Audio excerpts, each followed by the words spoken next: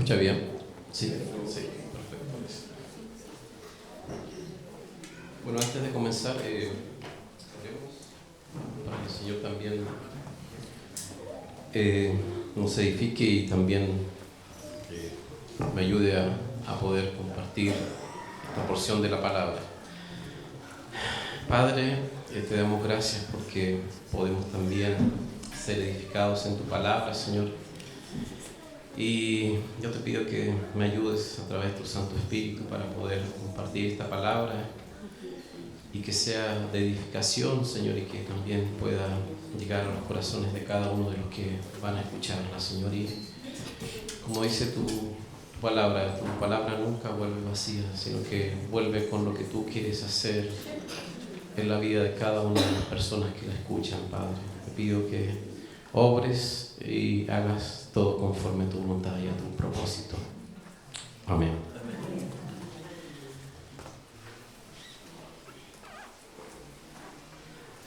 Bueno, como decía Francisco, estamos estudiando Romanos y a mí me ha tocado continuar con parte del capítulo 3 y vamos a ver del versículo 9 hasta el versículo 20, ¿ya? Pero en el versículo anterior en el 9 dice: entonces, ¿somos nosotros mejores que ellos? De ninguna manera, porque ya hemos demostrado que todos, los judíos y los no judíos, están bajo el pecado. De alguna forma, en los versículos anteriores vemos como los judíos de alguna forma tratan de justificarse respecto a su condición de pecadores. Ellos tenían la ley, ellos también tenían un pacto con Dios y también tenían su seguridad también en el hecho de que eran de alguna forma Moisés era su líder. Entonces ellos de alguna forma se comparaban con los gentiles, con los que no eran judíos, y ellos pensaban que delante de Dios tenían de alguna forma una cierta ventaja. Pero aquí Pablo en esta parte del versículo deja claramente establecido que todos, tanto judíos como no judíos, estaban bajo el pecado. Y vamos a ver los primeros versículos del 10 hasta el 12. De aquí quiero que nos imaginemos un poco que vamos a estar frente a un juicio. De alguna forma Pablo quiere colocar a los hombres en la silla del acusado. ¿Y frente a qué juez? Al mayor juez que hay en toda la tierra, que es Dios. Y Pablo quiere mostrar de alguna forma la condición del hombre delante de Dios y delante de su juicio. Y el primer versículo dice: como escrito está, no hay ni un solo que sea justo. O sea, aquí ya Pablo declara que no hay nadie en la humanidad que sea justo o que de alguna forma cumpla con todas las normas y lo que Dios pide al hombre para que él lo acepte. Y de alguna forma es una realidad. Como decíamos, los judíos tenían los 10 mandamientos, la ley, y si uno las examina, realmente ningún hombre puede cumplirlas. No hay quien pueda cumplir esos mandamientos. Pero más que eso, incluso el hombre de alguna forma busca siempre justificarse respecto a su pecado. Y de alguna forma, como decía Pablo aquí, no hay ninguno. No hay ninguno que sea justo delante de Dios. Yo recordaba un poco cuando mis hijos eran pequeños, a veces íbamos a los juegos, al Mampato, a Fantasilandia, y siempre en algunos juegos había una regla donde tú tenías que poner a tu hijo para ver que daba la altura para que él pudiera entrar a ese juego. Y obviamente si era muy chico no daba la altura y no podía entrar a ese juego. Y de alguna forma Dios también tiene esa medida para nosotros.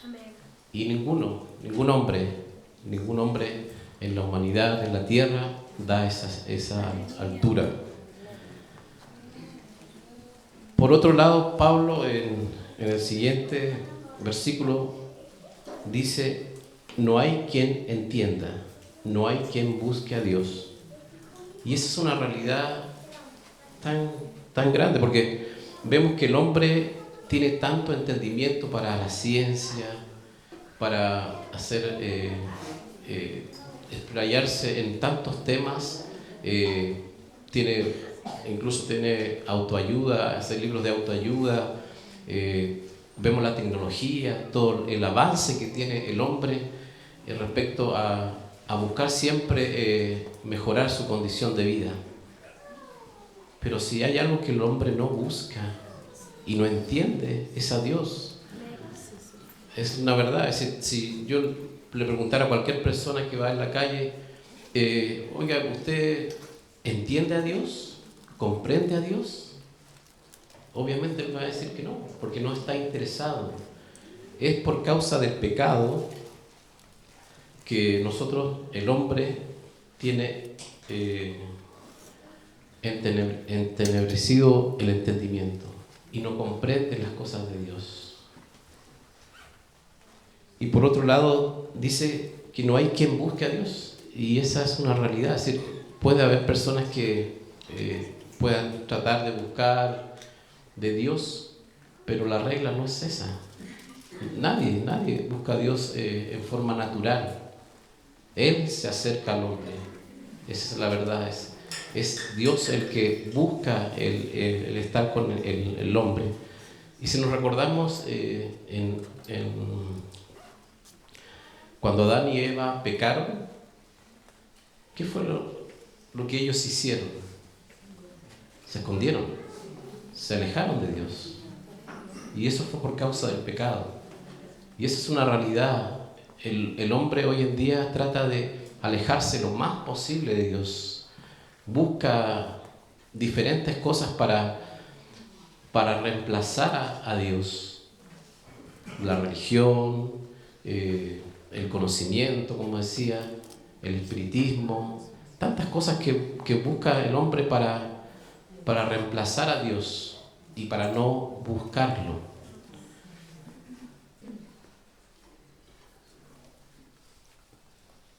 En el versículo 12 leemos: todos se desviaron, a una se han corrompido.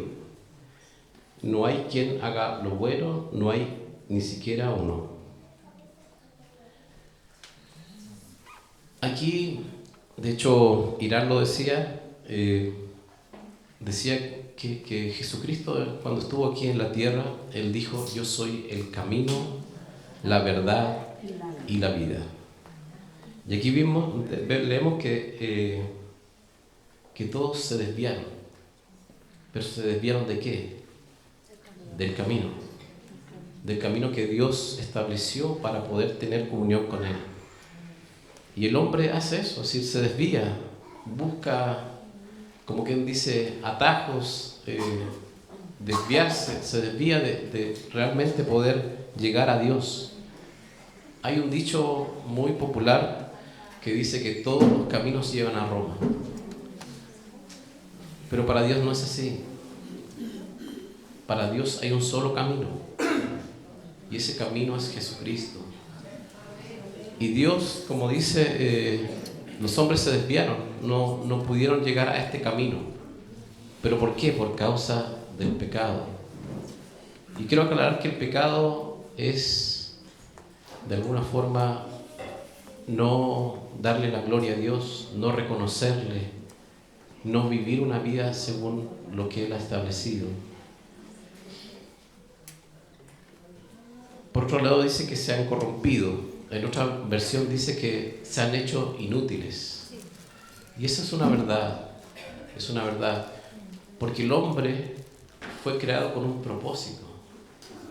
Un propósito claro.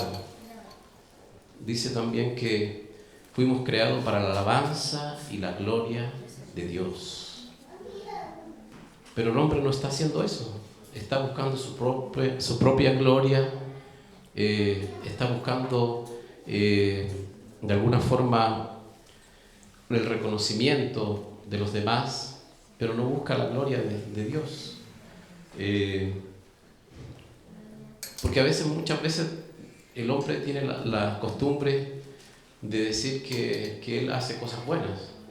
Y es claro, si hay gente que de alguna forma por un principio universal de Dios hace cosas buenas, porque Él, de alguna forma nosotros fuimos creados a semejanza de Dios. Entonces hay cosas que nos mueven a hacer cosas buenas, a ayudar a personas que nos necesitan, a ser un buen padre, a ser una buena esposa.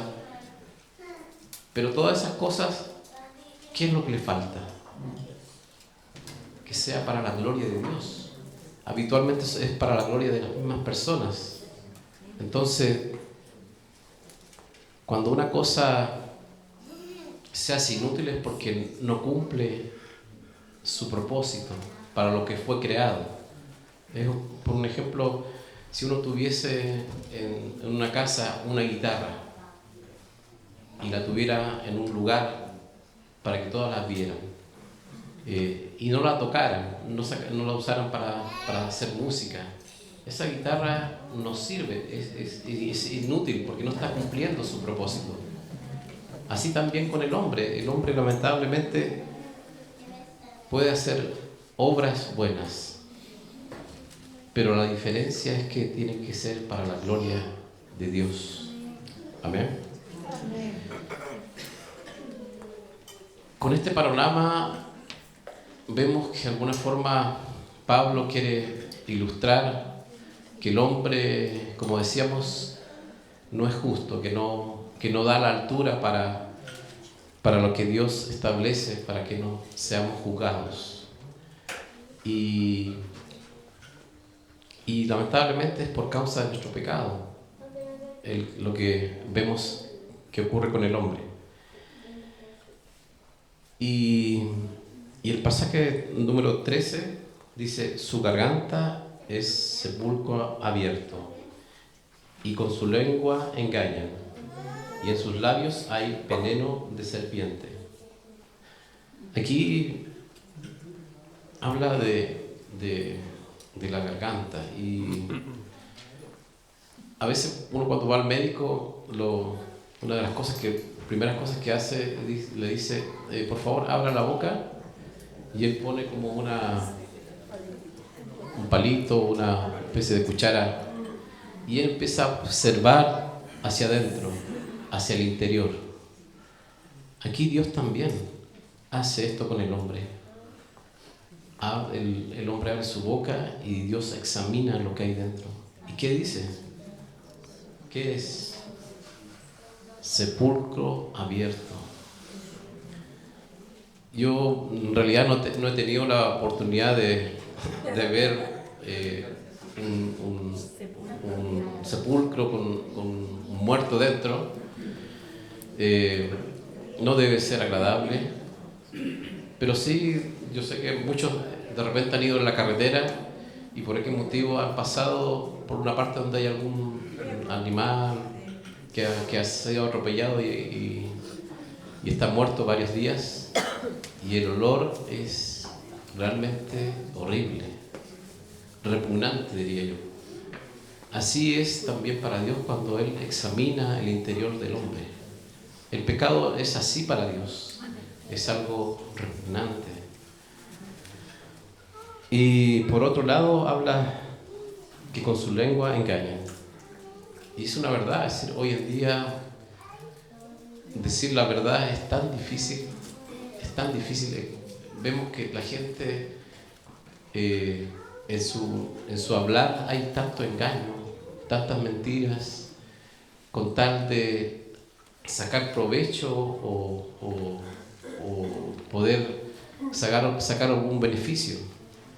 Yo recordaba un poco la guerra de Irak, hace mucho tiempo ya, que Estados Unidos invadió Irak y si bien había una dictadura y probablemente el que era presidente no era de los mejores, la primicia fue, o la justificación fue que en ese país habían armas químicas que podían ser ocupadas. Y invadieron y bueno, obviamente derrocaron al gobierno que había, pero de las armas químicas nunca se supo, nunca se encontraron. Y con esa justificación Estados Unidos pudo llegar a Irak y obviamente se quedaron con los pozos petroleros y bueno. Entonces la lengua del hombre, como dice aquí, es engañosa. Ahí está la mentira siempre en la boca del hombre. Y obviamente habla también en sus labios hay veneno de serpiente. Porque la mentira es algo así también, es como un veneno. Cuando nosotros usamos mal nuestra lengua, es tan terrible. De hecho, quiero leerles un versículo para que vean lo terrible que es la lengua.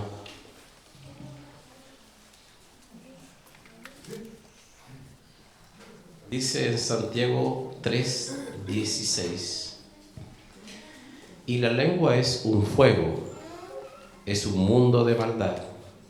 La lengua está puesta entre nuestros miembros y es la que contamina el cuerpo entero.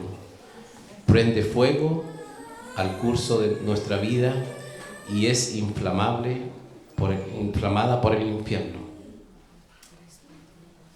Es terrible el poder que tiene la lengua. Y lamentablemente, como dice la palabra, de la abundancia del corazón habla la boca. Entonces tenemos aquí la lengua como algo terrible, pero es porque sale de lo que hay en el corazón del hombre. Y vaya que es terrible lo que sale de la boca del hombre. Así que debemos tener cuidado, mucho cuidado con nuestra lengua, de lo que decimos, de lo que expresamos, de criticar, de decir cosas que no son verdades, porque eso también es como un veneno que puede traer muerte también.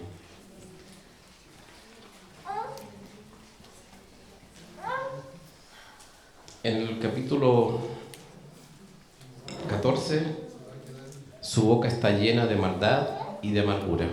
Bueno, lo que hablábamos de la boca es más o menos lo mismo de la lengua, es decir, hablamos de la maldad que hay en nuestra boca, porque viene de dentro de nuestro interior. Y bueno, la amargura, es decir, es tan terrible la amargura porque es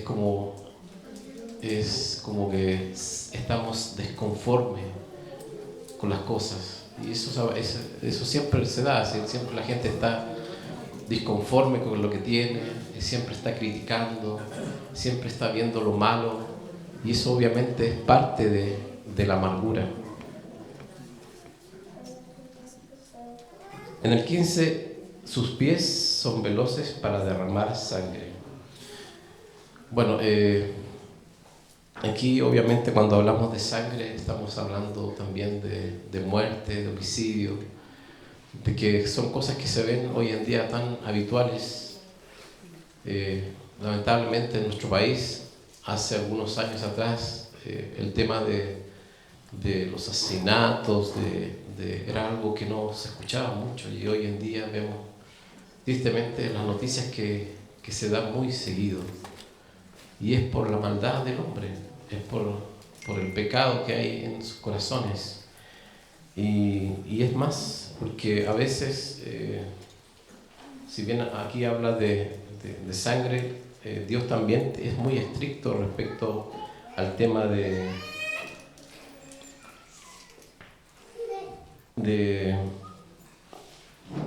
del pecado.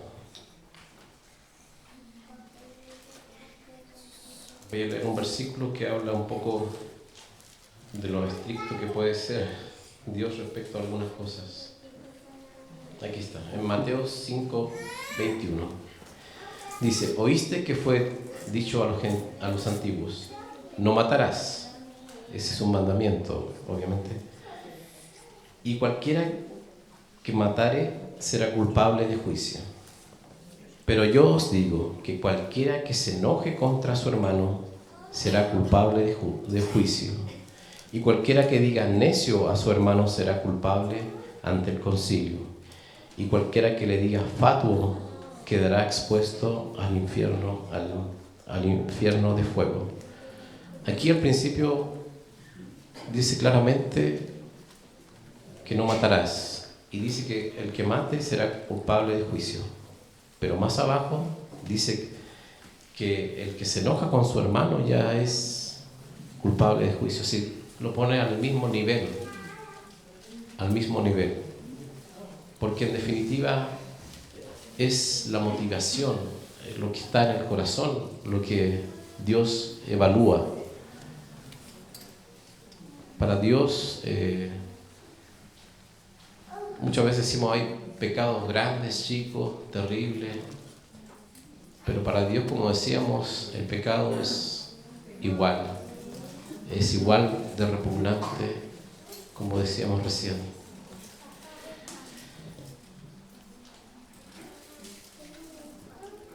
En el 16, destrucción y desgracia hay en sus caminos. Bueno, es cosa de ver un poco el mundo como está. Como decía, destrucción y desgracia. Vemos en las familias, en los hogares que se destruyen, en esta sociedad que se corrompe, en las instituciones de Estado que también se corrompen. Realmente el panorama es un poco feo, desolador, pero si pensamos que esto fue escrito hace 2000 años, es una realidad que es parte de lo que el hombre siembra y está cosechando por causa del pecado, por causa de estar lejos de Dios. El 17, y no conocen el camino de la paz.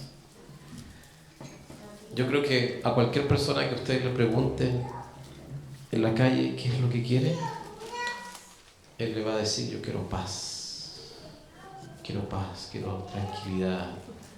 Y el hombre la busca en tantas cosas, en viajes al extranjero, en el yoga, en la meditación, en tantas cosas, en la medicina, en las drogas,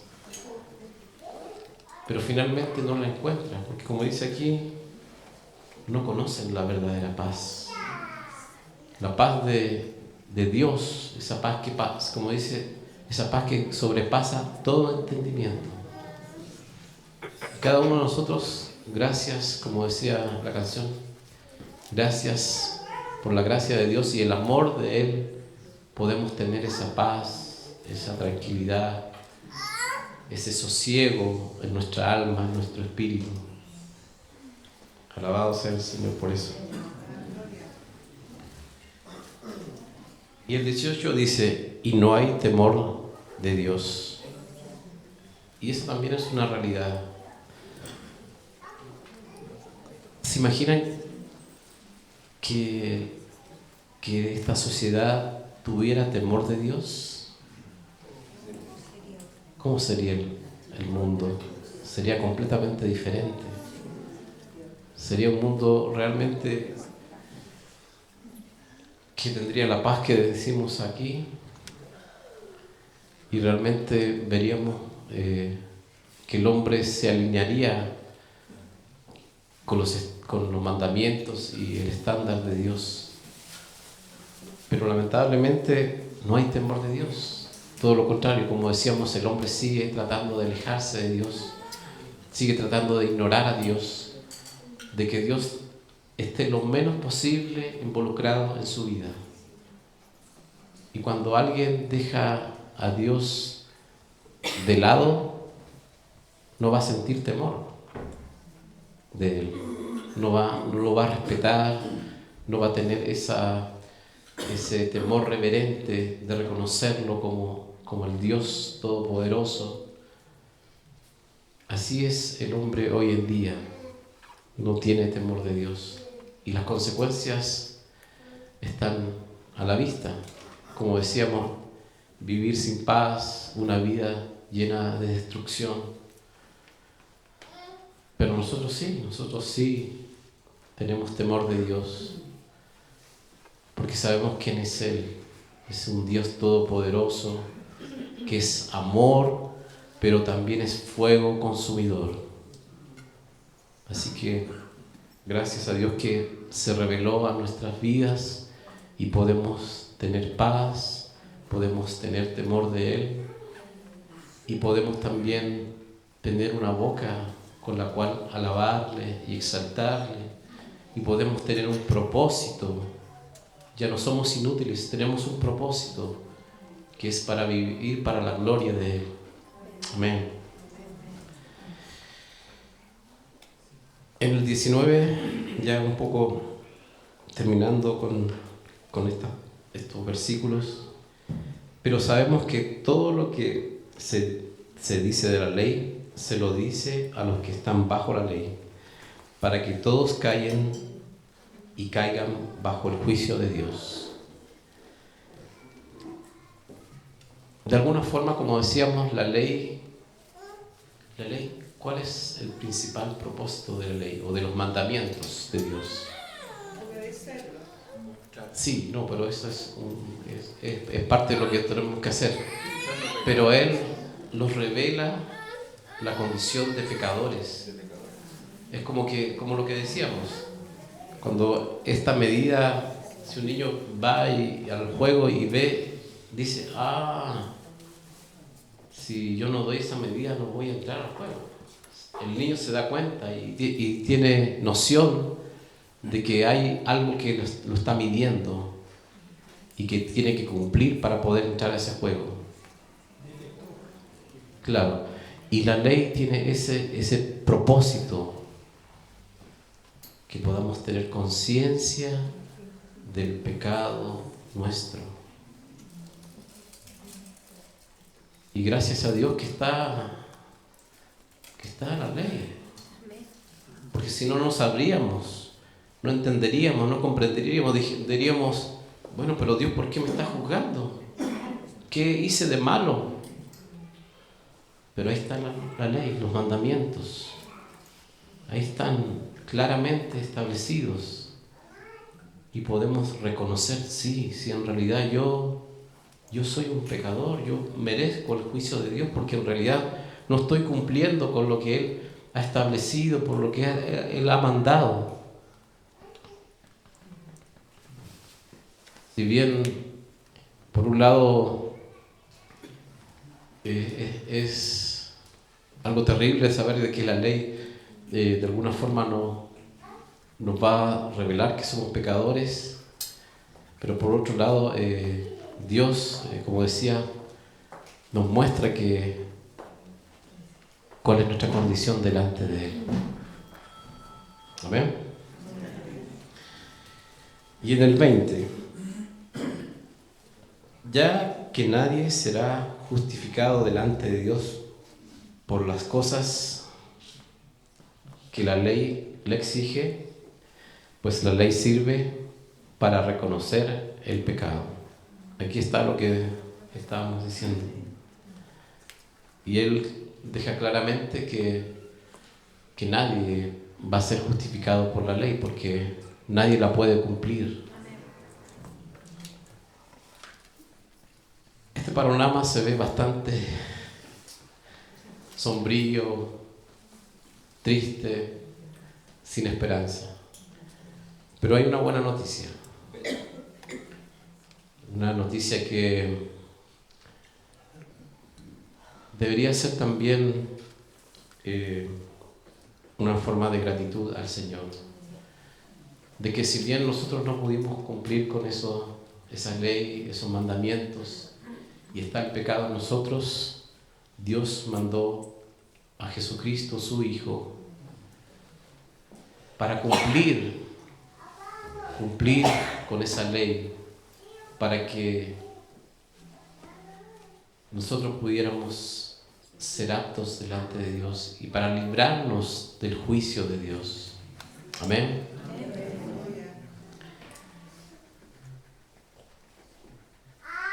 Había un comentario que decía un hermano respecto a este pasaje, y es una realidad. El pasaje sirve mucho también para predicar, para evangelizar, porque lamentablemente muchas veces nuestro predicar es: ven a Cristo. Bien, pero es como una invitación. Pero no confrontamos a la gente. No confrontamos a la gente con el pecado, con su condición delante de Dios. Jesús, cuando predicaba, ¿qué era lo primero que decía? Arrepentidos. Arrepentidos. Eso es lo que dice Dios respecto al hombre, que se arrepienta de su pecado, de su maldad, y que se vuelva a Dios, y que tome ese camino que hablábamos, que es Jesucristo. Así que, amados, no solamente a los que somos hermanos en la fe, sino que a todos que han venido por distintos motivos, a lo mejor por esta actividad que tenemos, Dios está dispuesto a perdonar nuestro pecado. Dios está dispuesto a librarnos de su juicio. Pero como decía, primero tenemos que reconocer que somos pecadores y después debemos arrepentirnos. Es decir, que tenemos que cambiar de actitud respecto a esto y tenemos que seguir el camino, seguir a Cristo, porque es el camino que nos lleva a Dios, y a través de esto nosotros vamos a reconciliarnos con Dios y va a venir esa paz que decíamos que sobrepasa todo entendimiento, y vamos a estar a cuenta con Dios.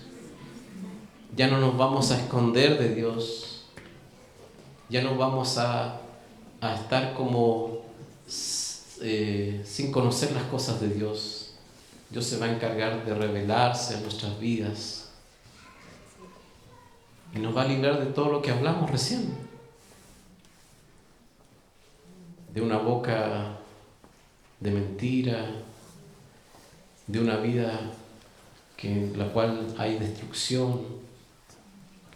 Dios se va a encargar de comenzar a hacer una nueva vida en cada uno de nosotros.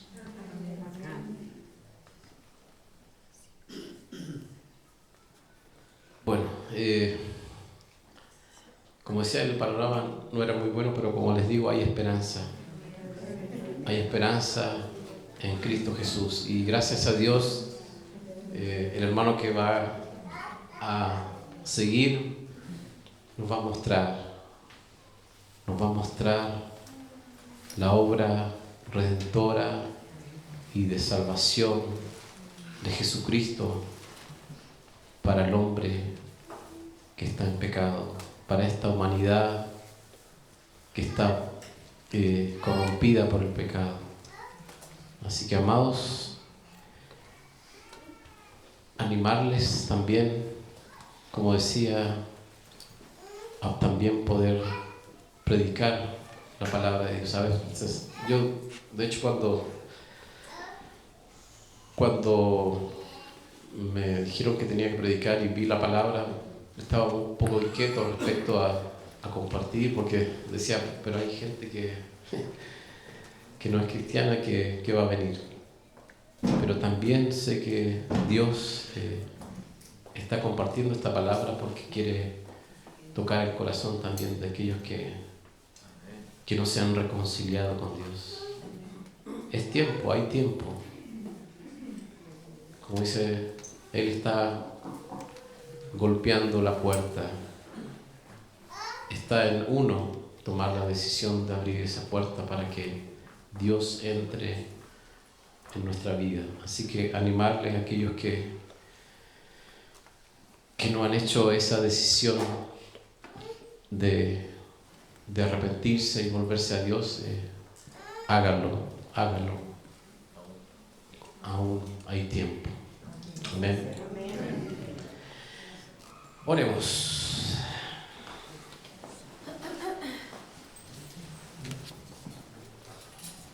Bueno, Padre, te damos gracias por tu palabra y te queremos dar gracias, Señor, por la ley, estos mandamientos que tú estableciste para colocarlos ahí, para poder tener conciencia, Señor, de nuestro pecado, para poder entender que no éramos justos, que no damos la estatura ni la talla tuya y que no vivimos conforme a lo que tú has establecido. Pero también te damos gracias porque tú enviaste a Jesucristo, tu Hijo, para tomar nuestro lugar, para librarnos de tu juicio y para traer vida nueva y abundante en cada uno de nosotros y también librarnos de la esclavitud del pecado. Padre, yo te pido que esta palabra obre en los corazones también de aquellos que van a ver esta transmisión, Señor, y que también puedan entender su condición delante de ti, de pecadores, pero también que puedan entender que hay salvación, hay perdón de pecados y hay vida eterna en Cristo Jesús, y que hay esperanza y que Dios, como dice su palabra, no quiere que ninguno perezca, no quiere que ninguno vaya a juicio, sino que todos alcancen salvación y vida eterna. Gracias, Padre, gracias, te alabamos, te bendecimos y te glorificamos en el nombre de Jesús. Amén. Amén.